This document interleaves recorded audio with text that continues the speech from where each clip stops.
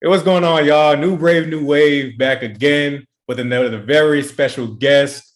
Ladies and gentlemen, this man joining me today is a good friend of mine. I consider him an older brother of mine, if you will, OG in the photography game.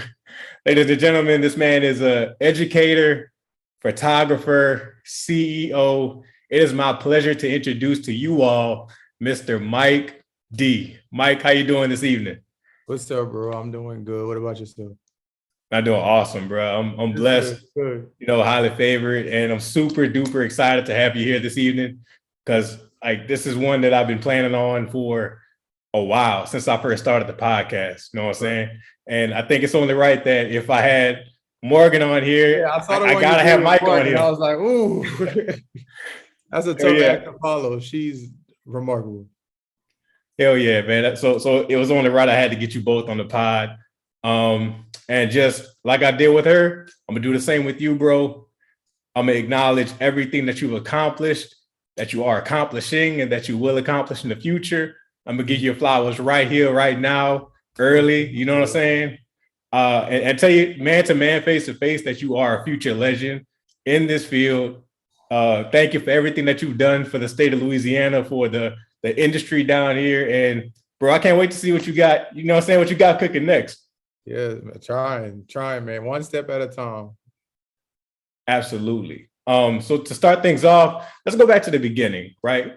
So what was your upbringing like in Lafayette, Louisiana, and what ultimately led you to becoming a photographer or led you to your start in photography? Mhm. I'm from New Iberia. I stay here in Lafayette, which is not that far, but I'm from New Iberia. You've been in my house before. Yeah. I'm from New Iberia, which is a smaller town in Lafayette, and honestly, really and truly, I've always kind of had like a knack for just kind of, and I can just simply put, um, bringing or highlighting the best in or the best out of people. And I think that photography gave me that outlet to where I can do that. I love like seeing people's reactions whenever, I send them their photos or just through experiences whenever we have like our shoots and stuff like that. I think my first initial or the first time I realized that this is something that I wanted to do professionally, I always had it like it was always a hobby of mine. But I think the first time I realized that I wanted to do it professionally is the I think I was probably like a freshman in college, and one of my aunts had asked me to do some photos, some family photos for her immediate family. And I ended up taking the photos, and then the people that saw her photos were asking, who was the guy who took your photos? And so she ended up giving my, contact information out to like a few of her friends, and they ended up contacting me. And I was like, I don't know. Like, I don't know how to charge people. I don't know. Like, I'm just taking pictures. I felt like I wasn't doing anything. Like, and I mean, initially, I think I probably started off at like $60. I was like, I'll do this for $60. And basically the same amount of work I'm doing now, I was like, I'll do this for $60. And they ended up loving their photos. So like once I realized that that's something I wanted to do professionally, I ended up getting with some few college friends of mine that I knew, either were like really popular because they were in sports, or a lot of people knew them like around campus and stuff like that. Because I did want to try to get the word out there that I was doing photography professionally, just to try to, gain clientele and whatnot. And so I did some photos of them. And like once I did photos of them, that's when everything just kind of started, falling into place. And it just fell into place so naturally. Like I didn't have to force anything. I didn't have to go and just put flyers on people's cars or anything like that, but it just kind of all fell in my hands. That's how I know that it was truly like a gift from God, because I didn't have to force it. And I think, like I said, after maybe like a year and a half down the line, kind of experimenting with different forms and different types of photography, styles of photography, I kind of navigated more towards fashion photography or commercial style photography. Is kind of where my niche is. So, and since Nice. from there, it just kind of escalated, and now I'm just kind of catching vibes, really. Just kind of catching vibes at this point. So I'm approaching my 10th year in photography. A decade. Boy, does time fly. Because I remember I was there when you first started shooting.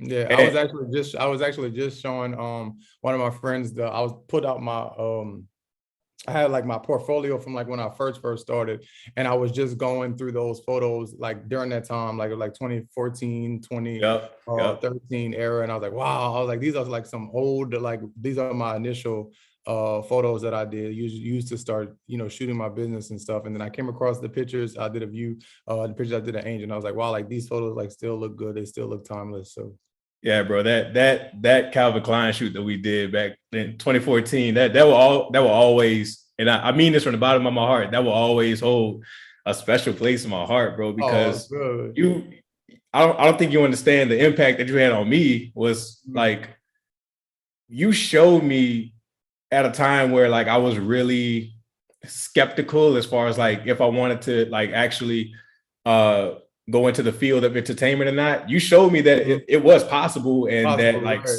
yeah, something was there. You know what I'm Right. saying? And that kind of that really did like that like the spark and that fire that's in me to this day to even give me the courage to like start this podcast, bro. I give you absolute credit for that, bro. Oh, appreciate you. And Bro, they thought we all worked for Calvin Klein. At this point, they thought I we remember that, all yeah. hired by Calvin Klein. Yeah, bro, that was definitely an era. But speaking of that, Mike, keep it real? Do you realize that you were one of maybe two or three photographers at that time who helped usher in a new era of models in the state of Louisiana? Like, do you realize that? And I I can mean, expound if you need me to, because, I and I didn't say that because, realize like, at that time. huh? I didn't realize in that time. I mean, I guess as I look back, at it, I think that's when it really became like a thing. Because social media just started getting, its craze. Exactly. So like everybody wanted to, model. Everybody wanted to, be that it girl, that it guy, and have that look and stuff. So I think I kind of came in at the perfect time to where it didn't seem like I was just kind of riding the wave, or like anybody that was, attached with it was also riding the wave. Like, no, we was just doing our thing, and it just looked good. And I think it just kind of set the tone for, anybody else who was, choosing to come up after that. And so yeah, and I always look back at where we were, and then kind of like where we are now, and just to seeing like, I mean, Angel's in damn Korea Right. right now, like modeling and signed to like 10 different agencies. And so I'm like, wow, like we really, were in the beginning just really not necessarily doing it. I mean, it was fun, but like not necessarily doing it for fun, but just having fun, like, creating like work and creating different looks and stuff. And I think that sometimes we take stuff like that for granted. And then when you look back on it, it's like, wow, like we really were, doing some shit. Yeah, absolutely, man. I was thinking back on that. This was like years ago, probably like 2 years ago. I kind of sat down and thought about it with my wife, and I was like, babe, you remember that era of 2013, 2014, where like it was like me, you, Mike, and Angel Morgan, you know what Right. I'm saying? Christopher Horn and Yeah. even designers, you know what I'm saying? Like Right. all of us around the same age group Right. who we all got together and started doing this and traveling from Right. Lafayette to New Orleans to Baton Rouge to meet up with each other and do all these dope projects. Right. And look how far we've come. You know what I'm saying? We got people that's like you said, angels across seas doing their thing. We got people in LA doing their thing.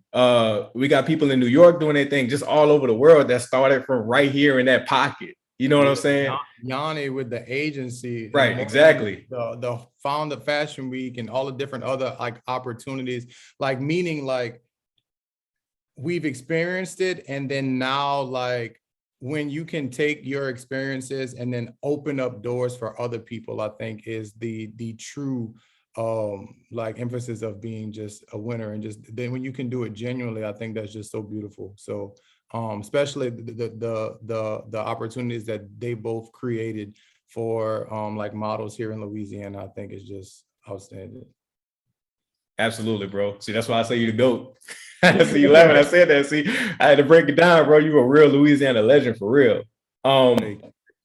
but I wanted to move into like some of the lessons that you have had to learn on this journey of being a photographer and an artist. What were some of the things that um what were some of the things that were like pivotal in your growth as a photographer and as an artist that you could share with people who, you know, are coming behind you and who might have questions as far as photography, and how they could, you know, kind of avoid some of those pitfalls, or just some news they could use, you know what I'm saying? Some advice that they really could like benefit from just in general.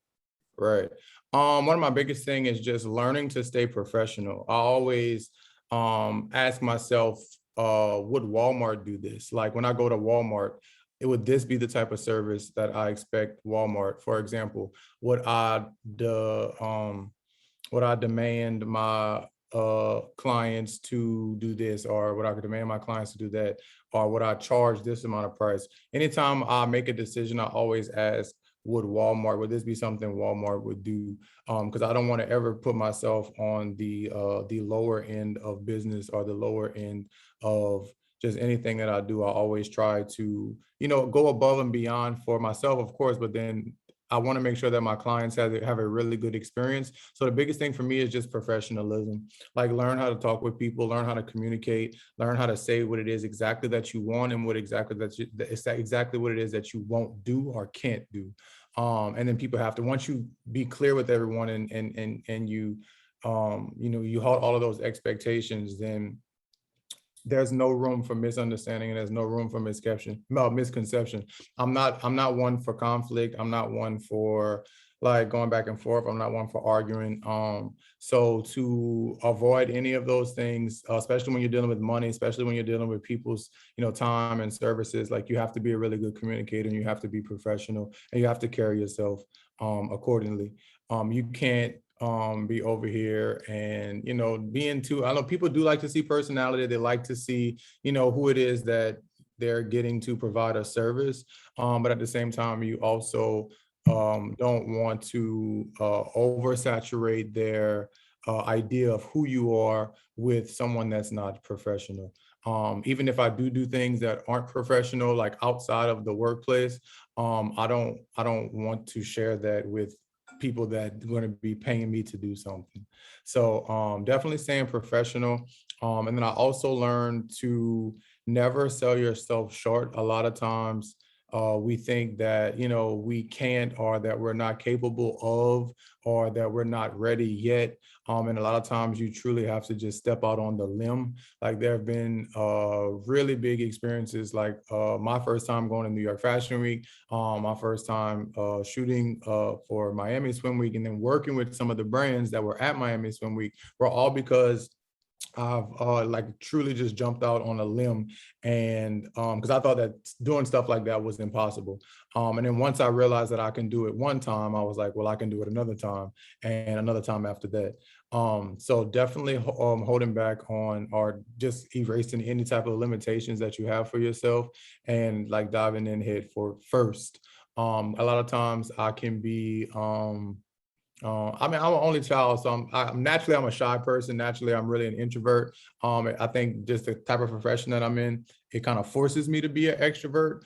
But you have to get out there and talk to people. You have to get out there and like speak up, show your personality. Like you attract more people, or you attract, you know, you attract the clientele that you want by showcasing to people who you truly are, because I would like to think that I attract like-minded people. So anytime I find myself maybe dealing with clients or dealing with people that may not be as like-minded as I thought, I always go back to question, well, how did I perceive myself being to them? Or how did I, you know, showcase my personality, or just the way I was speaking and the way I was talking, or the way I was behaving in at one point in time. But because you got to think, like people look at you, and a lot of times they're looking at you like this, either on a computer screen, on a phone, and whatnot, or even if they are seeing you face to face, that's only a moment in time or a portion of who you are. I'll relate everything back into the classroom because in my other life, I'm also a teacher.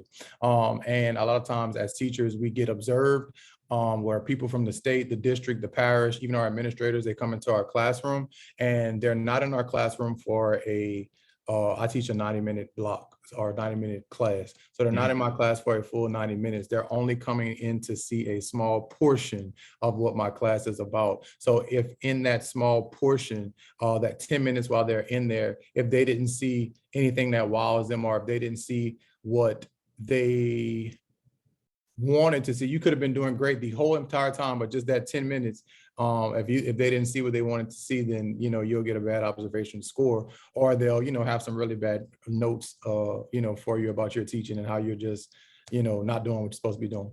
But I say it all to say that every interaction, every person that you meet, every person that you come across, it counts. So just emphasize on the importance of navigating people to who you want, who you truly are, and not who they think that you are, who they think that you want to be.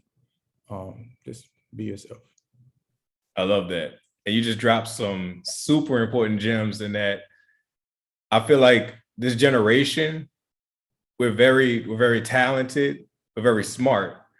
But a lot of times I find that we have issues deciphering from being ourselves, right? Not compromising who you are, but staying professional. Right. I feel like that line is kind of blurred, and it does cause a lot of potentially important relationships to suffer, or potential networking opportunities to kind of fall flat, because even though, yes, like we live in an era where it's more important now than ever to just be yourself and be your genuine, unique self, but also still keep it professional, still keep yourself like marketable in that way, and keep yourself approachable in that way, where, you know what I'm saying, you could utilize the best of both and come to realize success. Right. You gotta find just like you said, you gotta find the balance between both. Absolutely. Which, I mean, you're, again, like, as you stated, I could attest to that. You're very good at that. You're very good at, you know what I'm saying? You're always yourself. I've never met you one time where, like, it was like, oh, why is he acting funny or what have you. You've always been genuinely Mike D. And in a photo shoot environment, you've always managed to always keep it professional, like you said. So I can't attest to that. But as I stated at the beginning of this interview, you are one of the co-founders of Acadiana Fashion Week. Mm-hmm. Now, I've already heard Morgan's side of this question. Now I want to get your side. What was your sort of motivation and inspiration behind founding or being one of the founders of Acadiana Fashion Week? And I actually just told this story recently, so it's crazy because it's fresh on my mind. I think a lot of times, and the fact that we started off the interview as well, talking about like how during that era, like we kind of like started like traveling and doing the modeling thing and the photography and all of that stuff. Like whenever we were out kind of doing our thing, whether it was home here, whether it was in bigger cities, New Orleans, traveling to New York, LA, Atlanta, Miami, and stuff like that, we would always see things that we would like to bring back to Louisiana. Of course, the number one thing they tell you, if you have any talent in Louisiana, the number one thing they tell you is, we got to get out of Louisiana. You got to go. The biggest thing, and I think we all three can attest, I think one of the biggest things that we took from that was that we need something here, or we need more opportunities and experiences here. Because no, you don't have to leave Louisiana to, model. No, you don't have to leave Louisiana to be a superstar or to be someone of importance. Just because you are here doing your thing in Louisiana doesn't make you any less from somebody doing their thing, out in New York or in LA. So I think the biggest thing was showing people here that like you matter too, you're important, and you have the same opportunities as everybody else. And I think whenever I remember, and I'll never forget that day because I was actually on my way back from Houston. And Morgan wanted to sit down with me, Janetta, Angel, and stuff. And as we sat down, and she was kind of telling us like her ideas and stuff like that that she had. It's crazy because when you first put ideas out on the table, you don't never see, or you never truly see the bigger picture. It always just looks like an idea, like in a tablet, or on your phone and stuff. So when 5 and 6 years later, when you see what it has become, it's truly amazing. And I'm so proud of all of us, and I'm so proud of just Louisiana in general for supporting events like this and supporting people who have dreams and have motives to do and be bigger than what they think that Louisiana is, or what they think Louisiana can be. Yes, we're known for the food, we're known for the good people, the happy people, and stuff, but never does somebody say, oh yeah, Louisiana, oh, they're so fashionable. Like, oh yeah, they so, like their swag is just so dope, or something like that.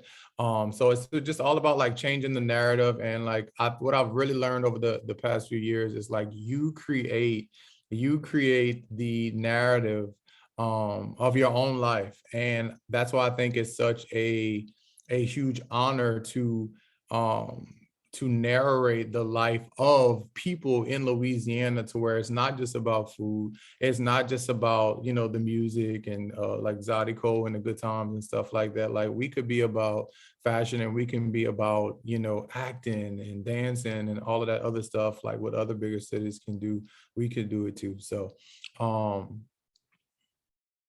yes, I'm very, that's a very huge point that I think we're really we're really moving more towards that around the world, how everything is about. And I'm gonna get into that point. I think we're gonna get into that point later when you ask a few questions. But everything now has been driven towards inclusivity. And I think since day one, and Morgan's really huge on that, but I think since day one, that's what this brand, Acadiana Fashion Week, has been about, where like everybody, it's not just the industry standard, it's not just the 5'9" and up girl, it's not just the 6'1" and up guy, it's not just the size 0, size 2, it's everybody. So and that's what I love about it. And I can say that Morgan has truly, and she has taught me, like it's taught me to open my eyes and not be so, stuck on industry standard, and not be so stuck on just a certain look, and, broaden up your horizon, broaden up the way that you think, and really just relax. I think it's truly just about relaxing and not being so uptight about fashion and about the people that you call fashionable, because there's so many different versions of fashion. Then there's not just one. So Absolutely. And for anybody who hasn't seen my interview with Morgan or my interview with Chanel Renee, I'm gonna say it again in this interview, and I will die on this hill. I don't care what anybody has to say about it. In my opinion, right here in Louisiana, from north to south to east to west, I feel like we have some of the most beautiful, attractive, unique looks, male or female, in the world. Right here. I stand 10 toes on that. I say that all the time. I will die on that hill, brother. And and then anybody from Miami or LA or Paris or wherever got anything, what I'm saying? Any objection to that, bro? We could go model for model. We could go person on the street to person on the street. We could go politician for politician. It don't matter, bro. I will die on that hill. I will fight that fight until I'm dead in the ground, bro. Definitely. I wholeheartedly believe that. And all we ever needed was the opportunity. Right. Here, not like you said, not in New York, not in LA, not in Miami, not in Paris, not in Japan. We needed the opportunity right here in our backyard. You feel me? And what you said that's so important is the concept of creation. we all have that in us. We all have the ability to create something and create a way. One of the reasons I created this podcast was not only to have great conversation with who I feel like is the next up in our generation in their respective fields, but also because I got tired of waiting on somebody else's permission for me to express myself. Right. And for somebody else's permission to give me a platform to be able to have these conversations with people, the type of conversations that I want to have, and not like all that recycled messy shit that you be seeing on TV and on YouTube now. So what you all did was you created a platform, a lane for our beautiful, talented talent to express themselves and, like, you know, show the world what Louisiana has to offer. Right. So speak to the growth over the years of Acadiana Fashion Week, because I feel like y'all created the most popping fashion week in the South. You know what I'm saying? To this day, it's the most popping fashion week in the South. Y'all have really tapped into the younger generation, and it shows. You feel me? Like I told Morgan in that interview, it's no different than what Rihanna did with the whole concept of a fashion show, what it can be and what it can represent. That's why Victoria's Secret is not a thing anymore. Sorry to say, because they failed to innovate. They failed to tap into what's now. And you know, they suffered for it, unfortunately. And I feel like Rihanna just gets it. So in the same way Rihanna gets it with Savage Expensive Fashion Show every year, Acadiana Fashion Week gets it as well. So speak more about that. You know what I'm saying? Speak more about how y'all were able to tap in, what you all did, and just how amazing it feels to have that sort of growth and to continue growing as the years go by. As I can truly just sum it all up, from year 1 to now we're here at year 6. I think Acadiana Fashion Week has grown because we have grown. I think when we were first in year number 1, you know, we all were just college students, young kid. Like I think Morgan had just graduated college. I was still in college.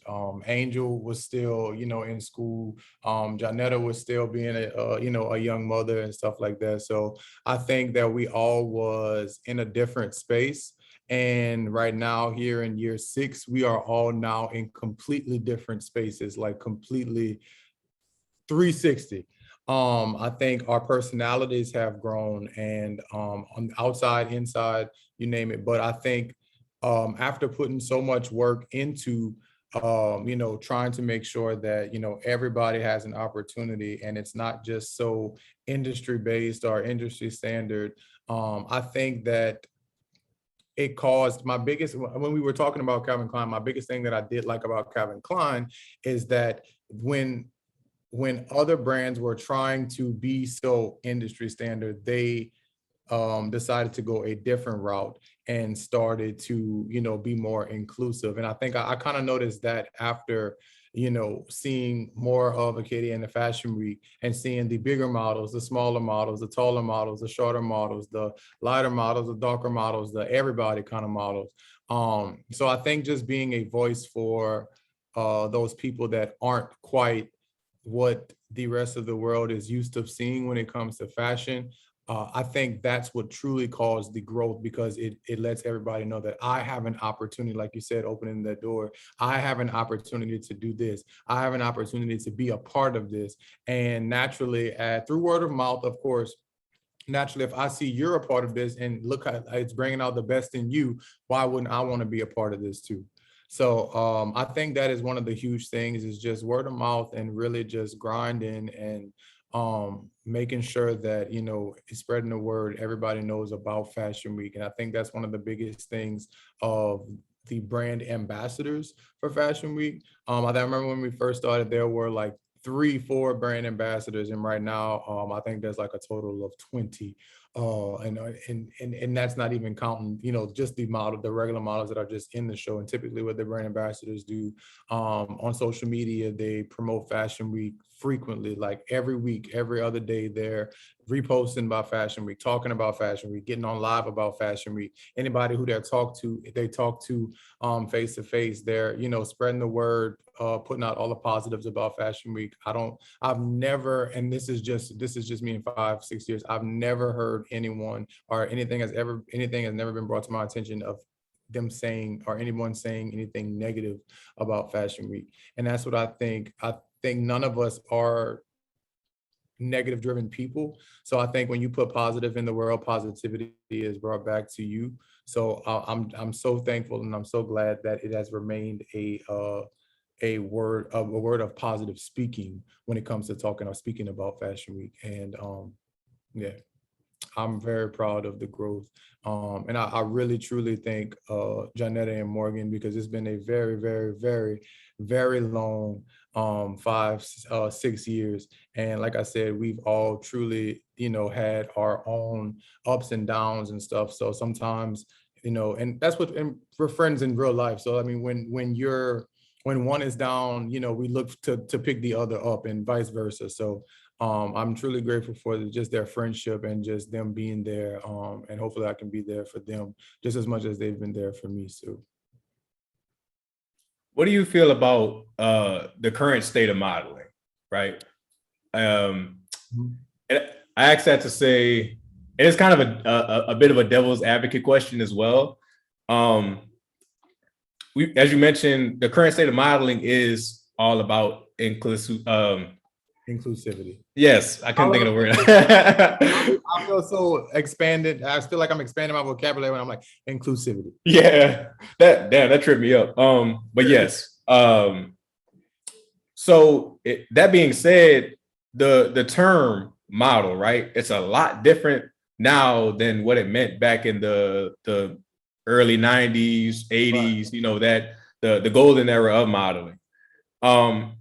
In a way that I feel like the way that you had the era of like the supermodel, there probably won't ever be supermodels ever again because of the way that things are panning out and the way that things have developed.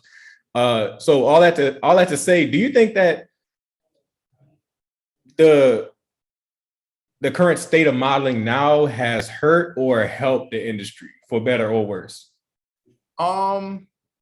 I do like the point that you made, that there's a possibility that there won't be any more supermodels. And I think because everything has become so digital, and the act of modeling can now be done by what looks like anybody with a phone, or anybody who put on clothes, or anybody with a face, or anybody that does something crazy on social media.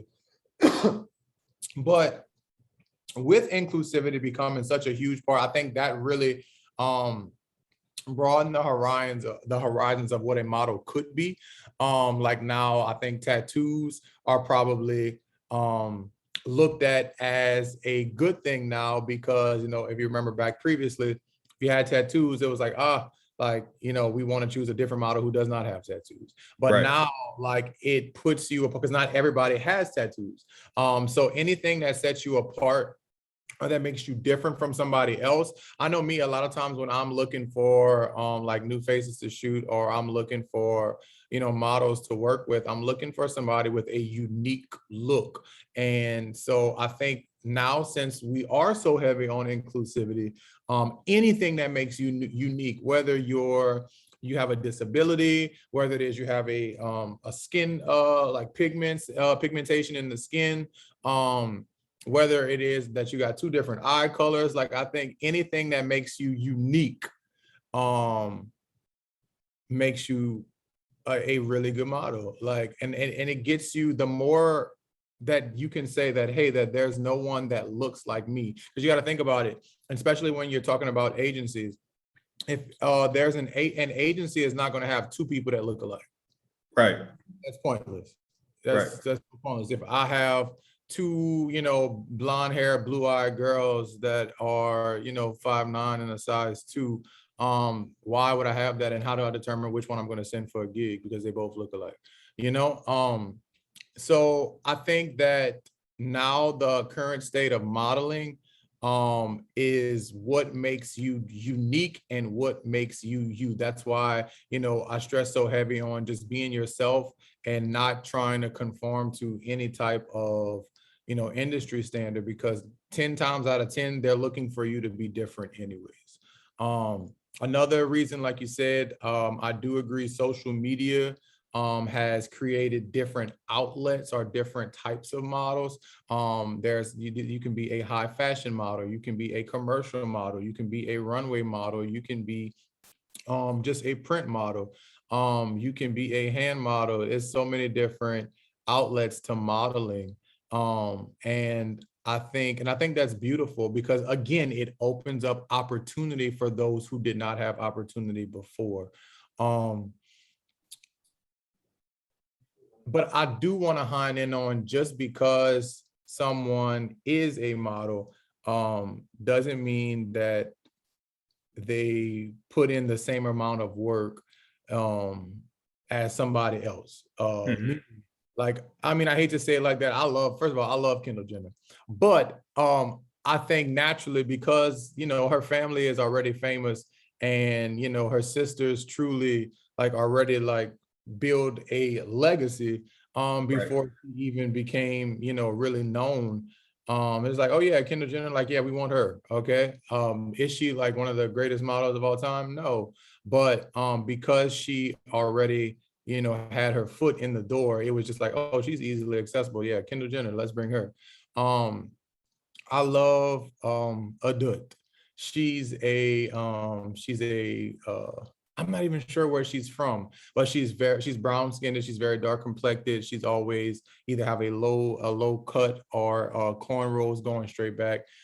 She's gorgeous, and what makes her different is, I think at a period of time, probably a couple of years ago, maybe 2 or 3 years ago, definitely before COVID and all of that stuff, I think they really started to hone in more on very dark skinned models, because previously, everything was like, oh, I want a light skin, pretty. And I hated that that was the industry standard of beautiful at the time. So whenever they started showcasing more, darker skin models, and I mean truly, like, not necessarily not brown skin and red skin, but truly dark skin models to represent other, men and women that don't get much representation. I thought that was the best thing that they could have done. So that's why I truly love, models like Adut, who can,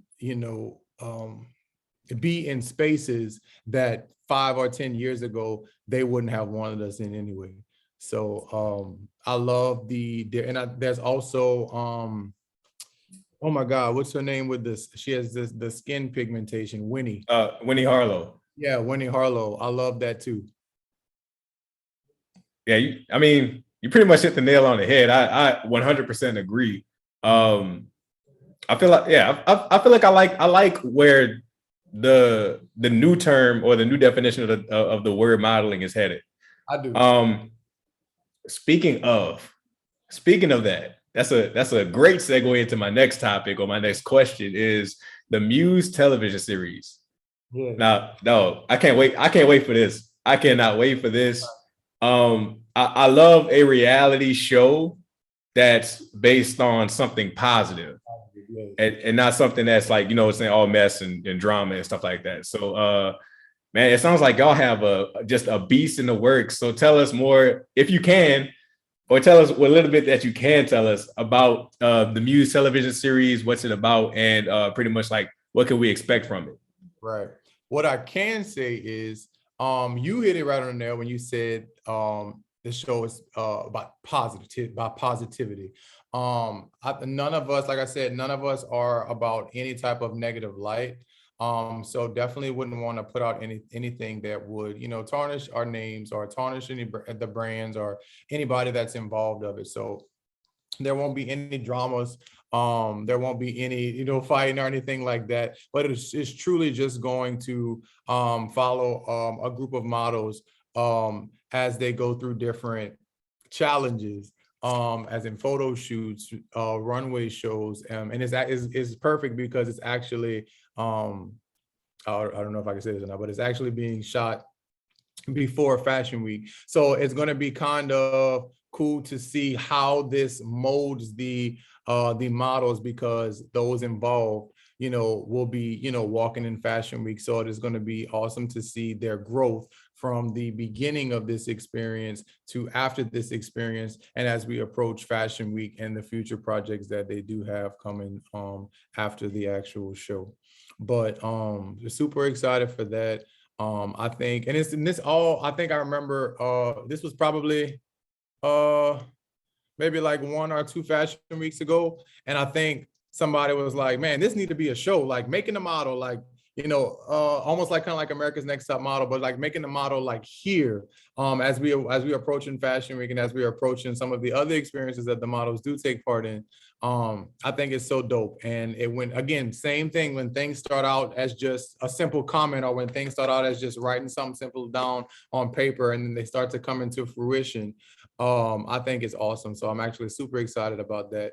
I can't wait for you guys to see the Muse television series. Man, we can't wait to see it, brother. Like I said, I'm super excited about that. Man, all right. So this next segment of the podcast is called Tidal Wave. So how it works is I'm basically going to ask you 6 random questions, and you just answer them as honestly as possible. All right? Okay. You ready? Yeah. All right. Question number 1: money or legacy? Easy. Legacy. I want to be talked about. I want my work to live on forever. Like I want my work to be timeless. I want, everybody's experience with me to be a good and a pleasant experience. And I want that to, when I do leave, I want that to be what people remember of me, just the experiences that I've either created for them or that I've had with them. So legacy would probably be my my go-to here. Money is cool, but I'm more so about, what did you leave behind, and who did you leave it behind for? Nice. All right. Question number 2: if you were stuck in a cabin during a snowstorm, right, and it's going to be a couple of hours until you're rescued, and you have nothing in this cabin but a TV and a VCR player, and you can only watch one movie until you're rescued, which movie would that be? Pursuit of Happiness with Will Smith. All right. Damn, do you want to cry the whole time? Yeah, that's truly one of my favorite movies. And just to see him get into character as well as he did, especially that scene when he is in the bathroom with Jaden, his son, the real son in real life, but his son on the movie, and him having to sit in front of the door to block, because that's where they were sleeping. So Yeah. he's having to like stand in front of the door at like probably 2 o'clock in the morning to stop homeless people from coming inside the bathroom, as he sits there and protect his son. And he's thinking about ways that he could, I think that was like the climax of the movie, and that was like the breaking point for him. Like, damn, like I have to do something. I have to think of some way that I can get me and my son out of this rut, because we do not deserve to live like this. And he was working on his shit. He was working on his shit, and he did not give up. He did not give up. So that's what I truly appreciated about that movie. So I can watch that movie 1,000,000 times, and I will watch that movie in the cabin while I'm waiting on somebody to rescue. Hell yeah, bro. That movie is a bona fide classic. Like I said, so many relatable scenes in that movie. And it's no lie, I think probably top 3 Will Smith movies of all time for me. So I mean, I'm not mad at that pick at all. All right, question number 3. You can take your time with this one, because I know it could be a little tricky. No, it ain't tricky, because I'm very sure about my choices. But go ahead. Yeah, that's right. I know you, bro. I know you kind of a music connoisseur in a way. So yeah, question number 3: top 5 most influential albums, or if you can't think of 5 albums, 5 songs, in your opinion. Okay, and I'm going to give them in numerical order. I'm a math teacher, so I have to give them in numerical order. Starting with number 1, Take Care by Drake. Number 2, Over It by Summer Walker. Number 3, Back of My Mind by Her. Number 4, Blue Stars by Pretty Ricky. And number 5, Shit. Oh, I was on a roll. Wait, I had number five, number five, number five. Oh shit. And I was just that's just because I was trying to be a smart ass. I swear I had them all. Um, I said over it. Uh But you know what? I am going because I just was told I did have that on my list and I transcended into, I know that was the albums, but I'm going to add one song in there, All Essence right. by Kid and Tim's. I don't think that there will ever be another song ever in this decade, ever in this lifetime, as powerful as that song. The song came on at a wedding and like instantly, like you felt like this warm energy in the room and like this vibe was just like none other. I don't think this song is like the equivalent to dun, dun, dun, dun, dun, dun, dun, Yep. Yeah. yeah. So I think that when you create songs that are on such a high caliber, like that, I truly have the most utmost respect for you. Same thing like Crazy in Love. I know Crazy in Love was 2000, what, 2003. But to this Yeah. day, Crazy in Love, come on, back that thing up, come on. You know, those are the type of songs that, you know, we look at decades and centuries later and be like, man, this was some really good music. And I think right now, Essence by Kid will forever be that song, at least for me. I'm not mad at that take at all. At all. I agree. The Pretty Ricky Blue Stars, because I know we're not that far from the same age, but I know all of us in middle school were listening to that song and singing the lyrics and not know. I was innocently singing the lyrics, not knowing what any of them meant. Not one word, and I didn't learn until I was an adult what some of those words or some of those slangs meant.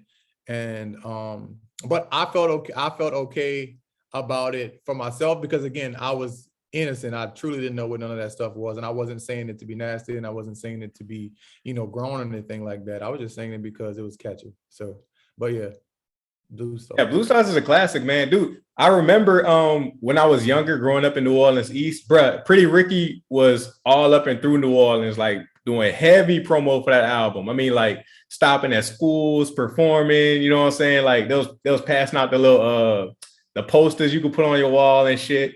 And so I mean, I was like under what you call it? I was like under mind control because like they really convinced me, like, yo, this is gonna be the hottest fucking album ever. And then when I got it, I was like, oh my God, this is the best band since NSYNC. Like, what is this shit? So yeah, that album will always have a special place in my heart. But I do have a bonus question for you based off of your number one pick. And I'm asking you this because there's a lot, and I mean a lot of people, Mike, that's our age who now that we're older, they're going back and they're listening to Take Care, right? Or they already remember how big and influential that the album Take Care was. And they're switching their takes from Take Care being Drake's best album to Nothing Was the Same being his best album. And I gotta admit, when this was like a thing on Twitter, I went back and I listened to Nothing Was the Same from beginning to end. And bruh, I'm conflicted, bruh. So I want to ask you, in your opinion, what's Drake's best album between Take Care and Nothing Was the Same? I'm still gonna hone in more on Take Care because I'm such a R&B fan, and I think Take Care was more given R&B vibes. It was given like that Lover Boy. It was given that like ooh like and then Nothing Was the Same. Was a little bit more like rough, you know, a little bit heavier on the rap. He did have a few, you know, softer tracks in there. But from start to finish, I think Take Care was truly that. And I know his dad did tell him growing up or when he was, you know, starting to do music, like you have a gift because you will be one of the only rappers that can truly rap and sing and is good. You're good at both. So I think that's where that Twitter war came in at. But I'm gonna stand behind Take Care. Nice. All right. Question number 4. 3 photographers who inspire you. It could be past or present. Okay. Oren. I believe his photography name is like Ordinary. Oren, I believe you pronounce his name Flormont. I think it's Fluermont. And then I also have Tyler Mitchell, who is the photographer who photographed the most recent Beyonce Vogue cover. I think that was what, last year or the year before that. Um, That was last year. yeah, and she hired the first Black photographer.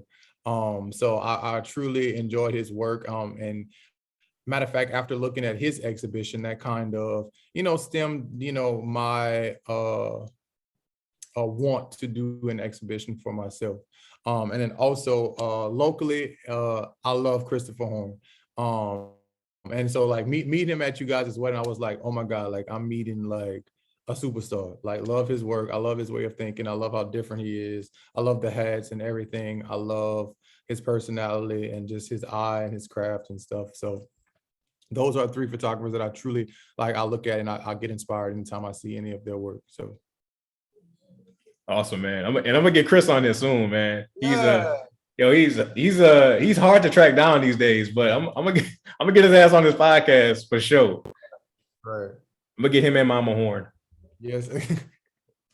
All right. Question number 5. What was your favorite show to watch growing up? Wow. This is going to sound just the weirdest, but one of my favorite shows to watch growing up was The Simpsons. Every day after school, I would get off the bus and I would go by my grandmother's house, and my grandmother also was a teacher.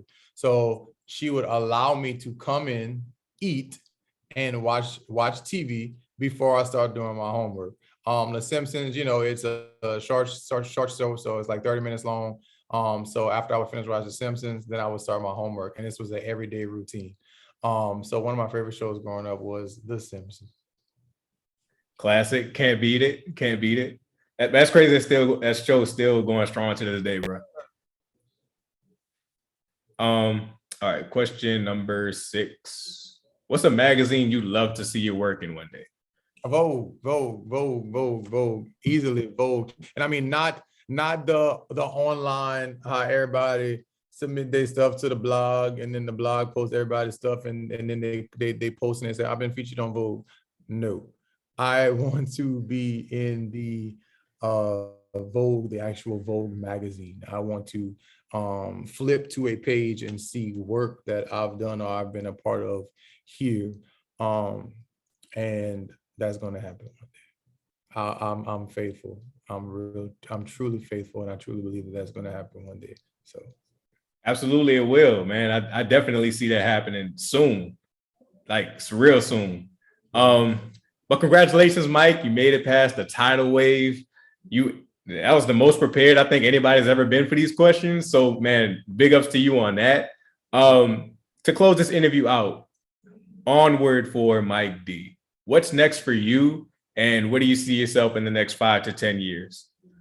I'm truly just I'm loving just traveling. I'm loving just being kind of everywhere. Like I said previously, I'm naturally a introvert, but a lot of times just the field of work that I do, it kind of forces me to be an extrovert. So I'm loving the people that I'm meeting. I'm loving, the rooms that I'm being mentioned in. I do want to relocate, and I do want to relocate to just a larger city just in general, not because someone is saying, oh, you have to leave Louisiana but I've been in Louisiana all my life. I love Louisiana. I can always come back, but I never want to get older and be like, well, what if or before I had kids or before I was married, and I don't have any of those things right now. So I truly am still young and still able to do those things. So I want to make sure that I experience those things just for myself, and just to say that I've done those things. In the future, of course, I still want to continue growing. I still want my business to grow. I want my business to operate without me even having to be a part of the puzzle.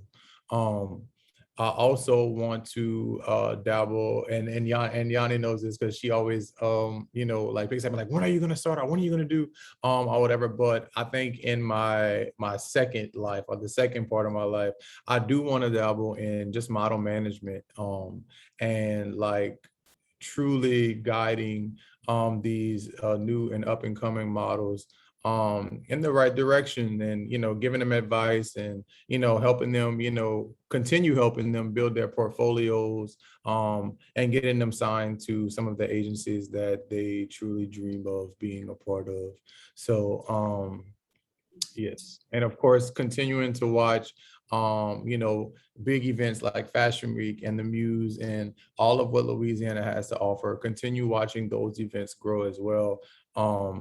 I think is one of the huge parts of what makes my job as a photographer, as a teacher, as a just overall vibe master, so exciting. So Well, Mike, man, again, I say this from the bottom of my heart. Thank you so much again for everything that you've done, man, for me, for Lafayette, for the state of Louisiana, for everybody that's coming behind you, for your peers. Just thank you so much. And I'm praying that you realize further success for the rest of your life, brother. for sure. Appreciate you, my brother. And look, congratulations on the podcast. I think that is so dope.